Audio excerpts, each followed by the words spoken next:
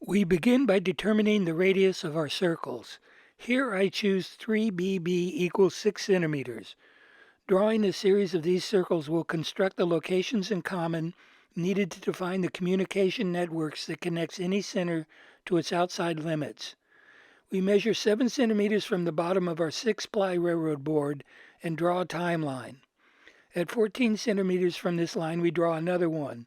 Never trust any poster board to have 90-degree corners. Always measure in a little from the edge so we can define a 0 point and measure 6 centimeters from there. Lock in that distance on your compass. The first circle goes off the material but defines our next location in common. Draw another circle and continue this pattern until you have enough to cut out 4 complete circles. When you use the point to secure your compass, make sure you bear down hard to puncture through to the other side.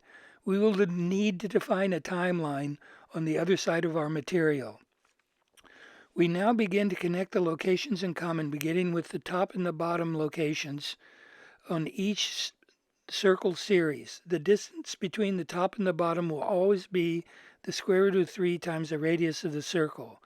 The complete communication network is made by connecting all of the possible lines of communication together into one synergetic whole. This constructs our first mass production grid of the 60-degree triangle family.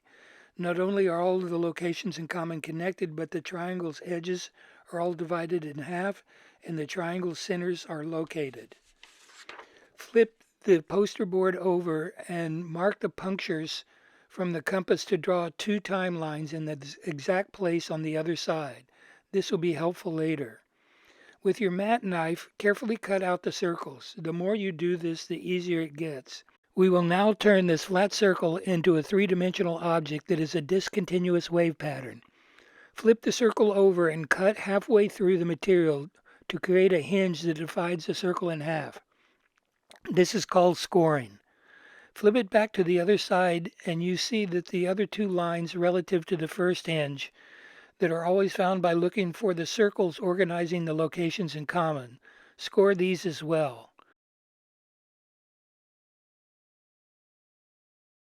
Fold these 2 hinges so each divides the circle in half.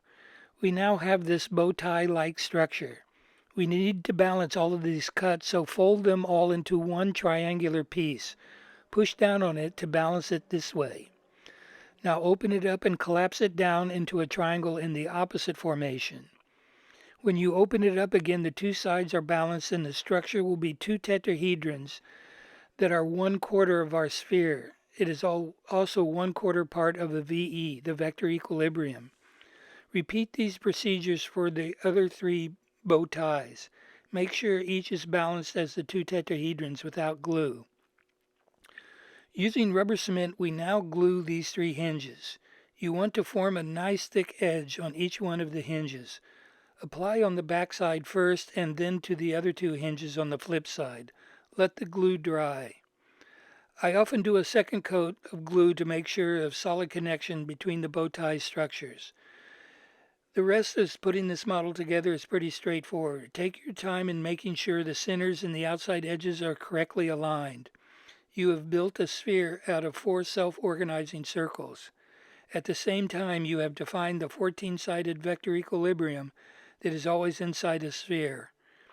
The sphere in the VE, built from 4 self-organizing circles, can be thought of as a push-off start of 3-dimensional order radiating out in all directions from our common center. This is a physical model of one of the most fundamental structures found in natural design.